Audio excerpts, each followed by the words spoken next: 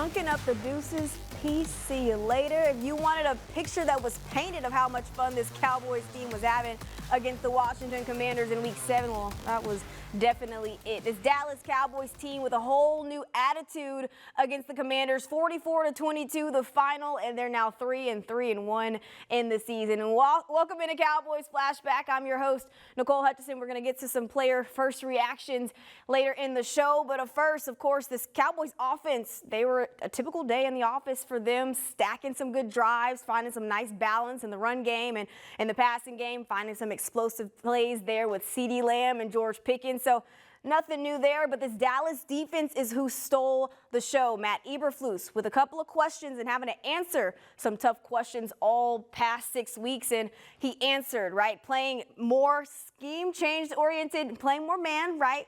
They were hunting 4 sacks, 2 takeaways, and holding each running back from the Commanders to under 35 yards or less. Now, was it all perfect? Absolutely not. There were some penalty there, but it was certainly one of the most complimentary football games Brian Schottenheimer has seen.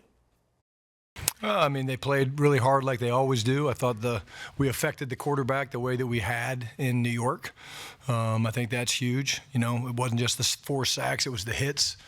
I thought our run defense really was great. I mean, Mariota got us for a couple runs, but man, they were swarming the ball. We were sticky in coverage, and that was all great to see. But you had said all week, well, coming in this game, you liked the plan. And I don't know if you were talking more about defense and offense, but did you think playing more man-to-man got the guys a little more comfortable in what they needed to do? Yeah, I mean, again, look, at the end of the day, you know, this was a team we wanted to play man-to-man against, you know. There was numbers and analytics that said that, you know, that was the right way to play these guys, and each week is different, but I thought we played man-to-man very well today. But, you know, we got to improve our zone coverages as well. But just proud of the guys, man. You know, the defense, they've taken a lot of bullets, and, you know, deservedly so in some regards. And I was just proud of them, man. They played really hard. They tackled well.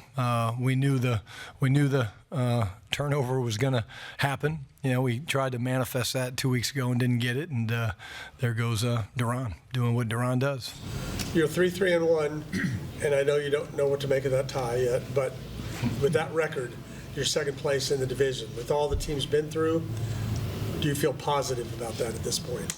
Tim, I'm excited about the win today. I'm excited about how we played. I thought the offense, you know, it was great to get the running game going again. I mean, let's talk about Javonte Williams for a second. I mean, just the physical style of runs that he plays with, and you know, it was great to have CeeDee back. You know, we caught them on a quick count. You know, they were trying to get to a tricky 2, and it wasn't even the route CeeDee was supposed to run, but just the way the coverage played out, we call it mailbox. He stuck his hand up, and Dak found him, and then they ran into each other. But you know me, man. I take each game one game at a time, because you know no one cares that we're 3-1 right now. We're going to care about where we are in January, and that's what's going to you know, motivate us.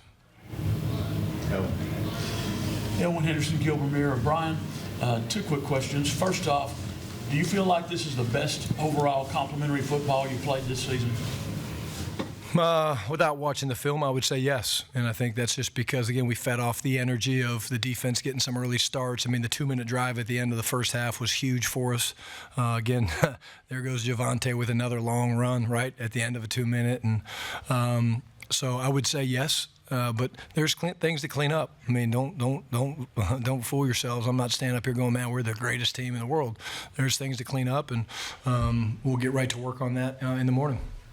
Yeah, Shotty talking about there's some things to clean up. Well, certainly in the penalty department, 10 of 79 for 79 yards. Certainly something that he wants to improve there. But offensively, I mean, they had over 400 yards of total offense. No surprise there. Defensively, holding the Commanders to their second fewest allowed all season. And, of course, Butter Aubrey being straight butter, nailing his 5th 60-plus yard field goal. That's the most in league history. So talk about a complimentary football game. We love to see it. But up next, we're talking about this defense. They looked in the mirror and tried to fix what they saw. Breaking it all down here on Cowboys Flashback. Dallas Cowboys Flashback, powered by Reliant, is brought to you by AT&T. Connecting changes everything. And by Reliant, official energy provider of the Dallas Cowboys.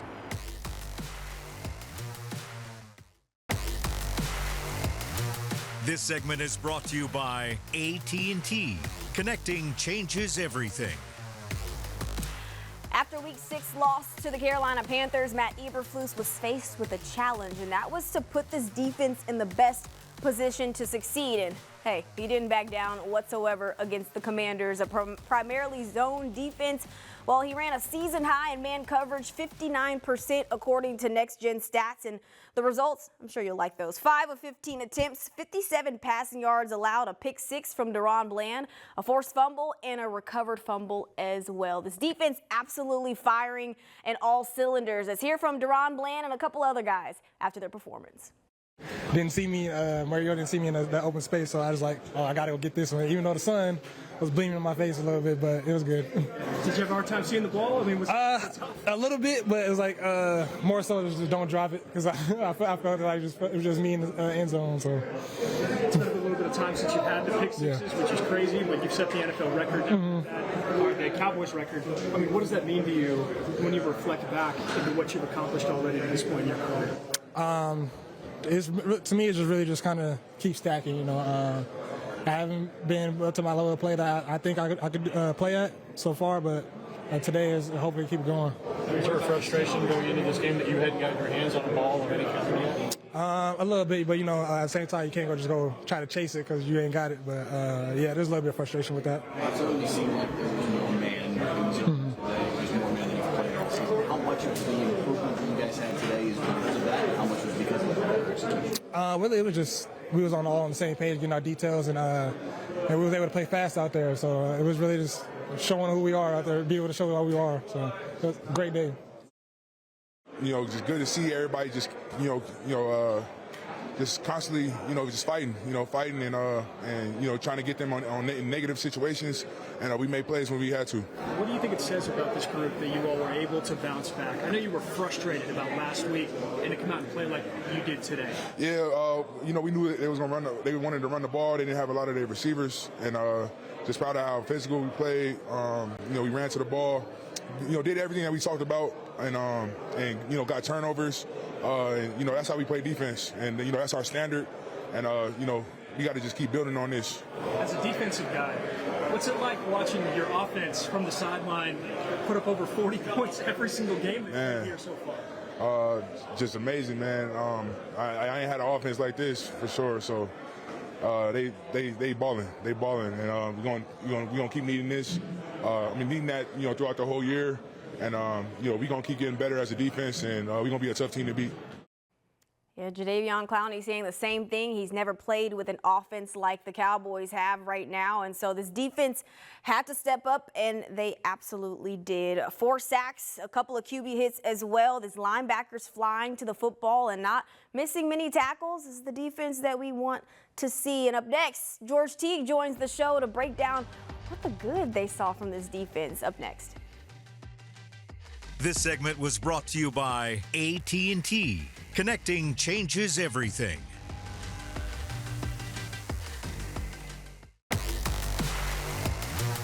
This segment is brought to you by Ashley, the official furniture store of the Dallas Cowboys.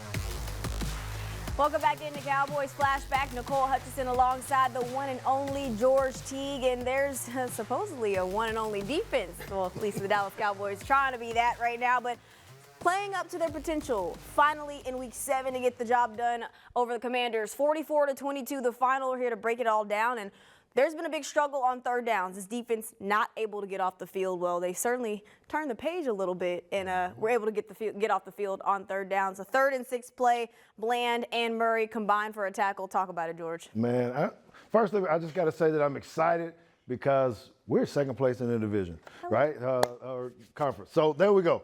All right, so let's talk about this right here because this is pretty cool to me. I love to see on defense when you have 2 guys, DaRon Bland and Murray, working together in conjunction with this short little route. It's 3rd and 6, we're going to let it go, right? So it's really important how well do you get off the field on third down. So immediately at this point, you got 2 guys, one who slips, right, and another who comes with this angle. It's really important for us to try to get this guy on the ground before he gets to the mark. So, boom, converge, compression tackle, Nicole. So one guy's on the outside, one guy's on the inside. Make sure he doesn't get any extra yards. Yeah, certainly definitely a step forward in eye discipline as well. Shadi was talking about the fact that they wanted to simplify some things. They only had 3 third-down calls. That's what Deron Bland told me in postgame. So, yeah, they wanted to execute simplicity. They did that. Held the Washington Commanders to under 50% on third downs. Love to see that. But let's switch over to the other side of the ball. CeeDee Lamb making his presence back. No, and a 74-yard bomb. Well, 88 problems. Here we go, 88 problems. All right, so you got CeeDee Lamb right here, right? I love this. He's standing right here. This is what we call a dagger route. Real quick, I'll make sure you guys get to this so you understand. He's going to run up the middle of the field. He's going to come in 15 yards, right, to run the dagger, right? Going to put a hurting on him. So what you need to see on this, what actually happens to the safety when he gets here? Right now, at this point, he should be running up the field with CeeDee, but he gets greedy like some of us safeties do and decide, I want to take that little in route. But look at CeeDee Lamb, man. He got his hand in the air. Woo. Dak is like, oh, give me that, give me that. Chris Brown. Copyright. So here we are. It's good. It's good. They're in the end zone dancing now. Yeah, that was his first deep touchdown since week 8 of 2024. And I was hoping to see maybe a 1-2 punch receiver duo get over 100 yards receiving. I know CeeDee Lamb has played with a couple of talented receivers, and hopefully get that done maybe against the Broncos. We're going to claim that him, GP, over 100 yards. I love that thought. I love that thought. And we get a 100-yard rusher, so it'll be all good once we get the trifecta. Yeah, this offense is clicking in all cylinders. You talk about a run game that finally waking up. Just joking. They've been awake all season long. Aside from when they lost in week 6 to the Carolina Panthers, you got a passing offense that is absolutely on fire. Dak Prescott playing at an MVP level right now. Doesn't get any better than this. We're going to break it all down here on Cowboys Flashback up next. This segment was brought to you by Ashley, the official furniture store of the Dallas Cowboys.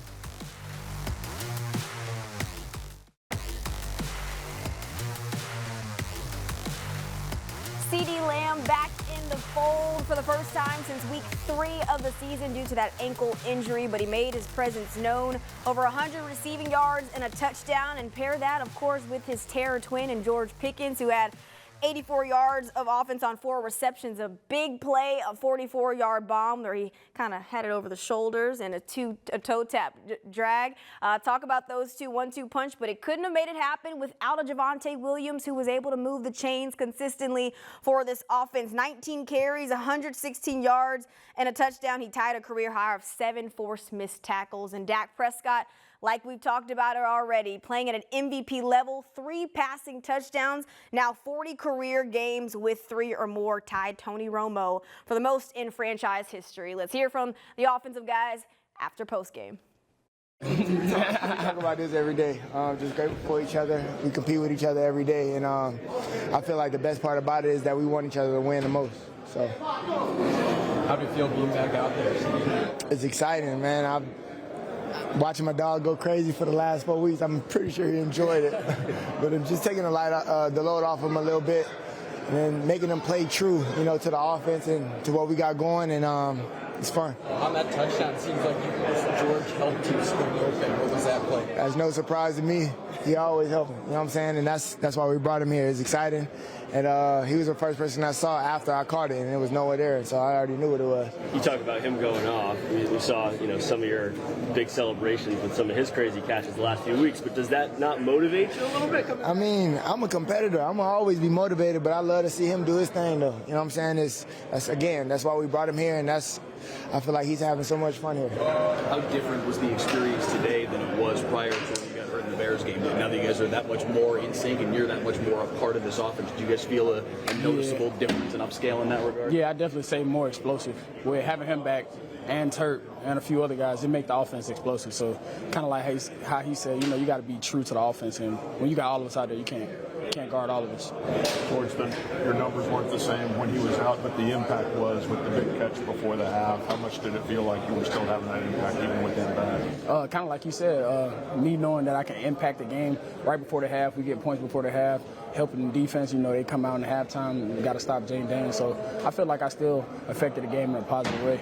CeeDee, some touchdowns are better than others, but when it's a long touchdown, you two are running side by side like that. What's that like on the field with your guy and you celebrate all the way down the field like that? At that point, that turned into our touchdown. You know what I'm saying? And it's just, again, it's whoever brings the ball in. And I feel like with that, short, sweet, and simple, let's continue to do that and many more in the future. But it was fun. Confident in what I was saying. When you play, even though, right, the new coaches, that's a group that I've played against every day for, 3 or 4 years or so. So understanding what they're going to do, what they're going to try to do. They got to us, right, in that second quarter a little bit, a couple of drives. We didn't score. Personally, I got frustrated, but I just know our standard, and I knew that we knew we could run away with this game, and we were trying to do it too fast. And so for me, it was about focusing the guys in. Hey, keep taking it play by play. Like, the scores are going to come, right? You hit that big one to CeeDee, and, you know, everybody just thinks, let's go do that every play, and it's like that just doesn't happen. So it was about just getting the guys focused, back engaged, and understanding what they were going to give us, and I think everybody did a good job of attacking it. And then what do you think is the next step for you and CeeDee and George? Next step? Yeah, next game. It can go beyond what you guys did today. Yeah, for sure. But, I mean, to quantify it, I'm not really sure. So I said just the next game. That's what's important for us and to us. And honestly, it's Wednesday practice. Being truthful is those guys aren't by any means complacent or great and settled with what they've done. Like, they want the ball. They have high expectations. We have high expectations for each other. Kind of going off of that, you know, I feel like every year we talk to you about, you know, your heat check moments when you're rolling. When you look at this offense, you know, everything with it and all your playmakers, have you ever had more fun with an offense than this one? Yeah, I don't know if I've had. I don't know if I have. And not a knock to any other group that I've been a part of, but the chemistry, the camaraderie, the trash talking, the emotions and passions of this unit, it's there as much as I've ever seen it. And sure, we've got some youth that's probably a big part of it. But we've got guys who just work their tails off every day. And I say it all the time, confidence is earned. Like, you don't just wake up and say, yeah, I know I can do this. No. You got to go do that, prove it to yourself, and then, you know what I'm saying, you feel good about talking about it and walking the walk. So this group practices the right way, and they've earned the confidence, and they go out there and we play with it. And it's fun. It really is fun. It's a collaborative effort, and it's not about me. It's not about any one person on that group. It's about the way that we all play for one another, doing our 1/11th each play, and seeing what the result is afterwards. CeeDee and George both talked about just what your hot streak means to them, you know, given what the talk has been about you at different points in your career. What does it mean to you that they care about? Yeah, I mean, it's awesome. It's something I don't take for granted, but it's not. I mean, they're not telling y'all anything that they don't tell me. I mean, we're out there on the field in the huddle, and they're telling me I'm the best to do it, right? And so, like, they know how important that is, and they want me to take those heat checks and throw it to them. So they're just reminding me to just give them a chance. But yeah, I mean, that's the love I'm talking about, and that's the expectations and the standard I'm alluding to when I say that is, like, we all believe in one another, and we understand that we can only do so much alone, but together we're a hell of a group. Hey, the Cowboys winning on early downs. I like it. 75% in the red zone. I love it. Over 400 total yards of offense. Hey, that's the recipe for success that I like to see. But it's next step, next game, like Dak Prescott. We're turning the page up next year on Cowboys Flashback. To watch more Dallas Cowboys content on your connected TV, download the Cowboys Now app on Amazon Fire, Roku, and Apple TV. Dallas Cowboys Flashback, powered by Reliant, was brought to you by AT&T. Connecting changes everything. And by Reliant, official energy provider of the Dallas Cowboys. A statement win for the Dallas Cowboys in Week 7 over the Washington Commanders, 44-22 the final. And this Dallas team looked like they were a team that has started to figure some things out. They're now second in the NFC East, of course, behind the Philadelphia Eagles, who are 5-2 in the season. You've got a Washington team who now is banged up, a Giants team who's still searching for some answers. So I like where this Cowboys team stands. It's a lot of football left, though. We'll see how things play out as the weeks go on.